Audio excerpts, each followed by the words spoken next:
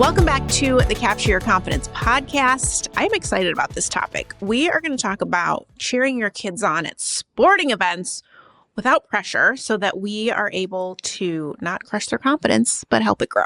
You guys all know that parent at the sporting event. You know exactly who we're talking about. Yeah. Coming in a little hot. It's clear to me that you didn't make varsity and this is your chance. This is your redemption arc. Okay. I can smell it on you. The desperation of someone fulfilling your dreams for you. Yeah. I mean, it's wild. So I played sports my entire life. And the one good thing I think I will say is I didn't really, I don't have a memory of these parents. So I do feel like as a kid, you're focused on the sport and it's fun and if you enjoy it. So that gives me a little bit of relief because now as an adult and a parent on the sidelines, some of the stuff I hear on a regular basis is really alarming. Just alarming. Hurts me on the inside, You know what? You bring up a really good point because I don't remember parents being jerks on the sideline either. Whenever I was never serious about sports, but I played them. I don't ever really recall parents being turds, but it's all that I notice now. Yes. It's all that I see. And surely they were, I can't unsee it.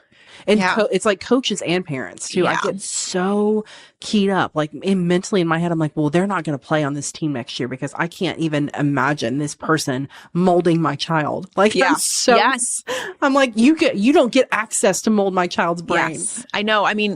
We will follow a good coach. I don't care about much else other than the coach because it's such a big, important role. And then, what are ways? So this is interesting because you're now on the sidelines I'm a lot more now. a lot more than you used to be. I don't know if you heard about I'm a sports mom now. So, okay, what was the most jarring thing? Let's start there of being sideline sports mom. The fact that it was youth boosters, the least competitive arena, and they were 6, and there were grown men acting as if it was the NCAA playoffs. I cannot even wrap my head around you caring this much about whether a child performs well or wins or loses. The only sentence out of your mouth in a youth booster situation should be, good try. Yeah. Have fun. Get them next time. Go, buddy. Way to go. That is it. That is all that it should be. But here we are again in a youth boosters, a community sports team. There's no tryout. Every kid makes it, right? We've got parents and I've seen coaches too, completely show their tail and act like this is the most important thing that this child will ever do.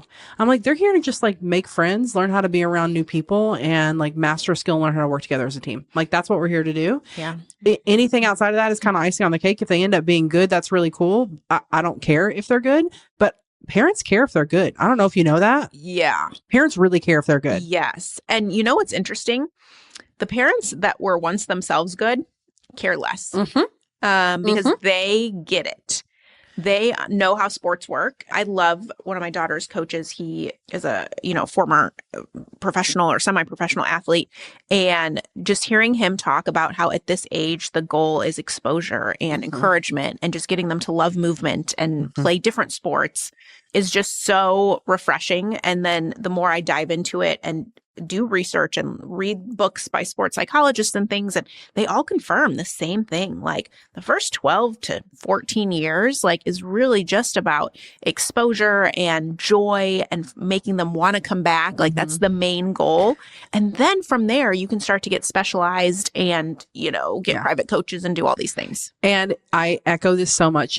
My dad is a former professional athlete and he coached collegiate soccer, and he does not say a word on the sidelines when my kids are playing. Not a peep. Yeah. He just watches. And then when it's done, he gives my kiddos a hug. Did you have fun? There is no coaching from the sideline. There is no frustration. There's literally, it doesn't matter the circumstance. My dad's not saying a word. And we have friends who played collegiate sports and their kiddos are often on our teams. And I'm always so amazed at how poised and calm they are. And they'll cheer for them, but they are very, if their kiddo gets hurt, they don't even make a peep. They just sit there. And I'm meanwhile, I'm gasping. I'm are you okay? And they're they're fine. Like they're so chill because they're just used to like rough and tumble and they just don't let it throw them off. But I think you're right. The people who act nuts on the sideline are the people who either just didn't reach the potential they wanted to reach or they never really played seriously. And so they think this is their opportunity for, I don't know. Yeah. And I mean, the interesting thing is I have observed some parents who will make the comment like, oh, like, I wish I didn't yell so much or, but my dad yelled at me. And in my head, I'm like, didn't that feel terrible? Like, surely you can't remember that felt great. Yeah. And so, who performs good when someone is screaming at them? Not a person. I want to know what you do. And I have some funny things that I do to reparent children whose parents are showing their ass on the field. Let's talk about that because I sure do. You bet I do. So I know I do have this little mom tribe where we kind of identify maybe the kids who are going to need a little extra rah-rah. And we try to follow up maybe a not as positive comment with a positive comment to try to double down on what's been happening. So if they get a, less pleasant comment, we just come in like it's just clockwork. Like one of the moms will go, then I'll go and like, hey, great job. Way to be out there. Try again. Keep going. Still got a lot of time left in the game. Like something to try to change the tide a little bit. Yeah, for sure. I have noticed that if I yell for their kiddo after they're being a jerk, then I get some side eyes. So here's what I do instead. Okay, yeah, don't do that. At the end of the game, I will literally go up to the kiddo and I will like squat down to their level and I will say, buddy, you did so great at this one thing today. And I just wanted to tell you, like, I saw you be such a good friend and I thought that was the coolest thing ever. And just like one-on-one with the kiddo and just say something nice to them after the game. Because like A, a parent's not going to shit on you for doing that. And B, you're not like embarrassing the parent for being an asshole. I don't know. It's just, here's what I'm learning. I'm going to have to tolerate all of these untherapized adults, right? For eternity. My kids are going to do sports. I'm going to have to deal with this. So I'm going to have to figure out a way to love on these poor kids and not cause an absolute fisticuffs circumstance on the sidelines. I mean, there's some times where I'm like, a couple sessions could really go a long way. Good, baby. They could really need to see my therapist. And what's interesting too is you don't realize how toxic or negative that parent is until they're gone, whether maybe their kid is, absent from a game or they leave the team or whatever. And that's happened a couple times where, for whatever reason, a kiddo is no longer on the team who happens to have, I don't know, toxic might be a strong word, but it's, it just kills the vibe, really. And then they're gone and you're like, oh, wow. I've been really lucky that we haven't had people on our teams whose parents have been that way. It's more when we're playing an opposing team. Yes. And then their parents are like hollering at the ref, which by the way, the ref is a high school student who's just volunteering their time. And they're like yelling about offsides when our kids haven't even learned offsides. I don't know. It's just the wildest thing. And so then I find myself looking like, break my neck looking down the sidelines trying to figure out who this bozo is that cares this deeply about offsides. I don't know.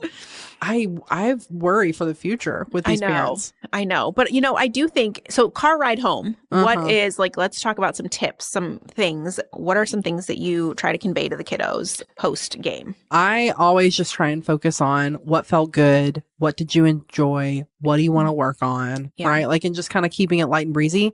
I'm so glad that I don't do this thing that sounds like a thing I would do, which is ask my kiddos afterwards, like, what about that dad? I know. So I think maybe we should not ever do that, by the way. Like, yeah, we shouldn't. Because now that you mentioned to me that the kids, you as a child didn't remember the mean parents, I'm like, he'll remember it if I bring it up. Although I will say, there have been times with coaches where we haven't wanted a particular coach, and I've been really grateful that we didn't get it, and we have talked about that in front of the kids, which I will not do anymore.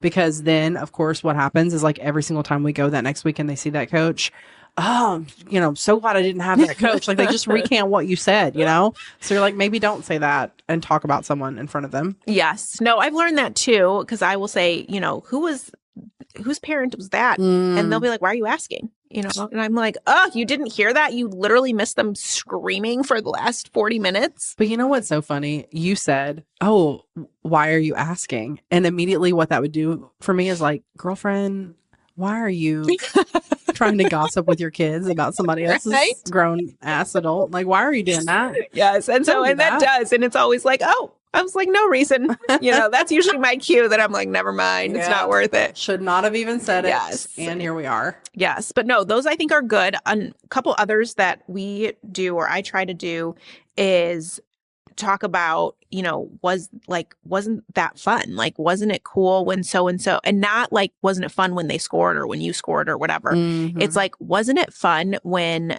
someone, when you guys all cheered for this player when they had gotten hit and got up? Mm-hmm. Like, wasn't that like a really great showing of teamwork?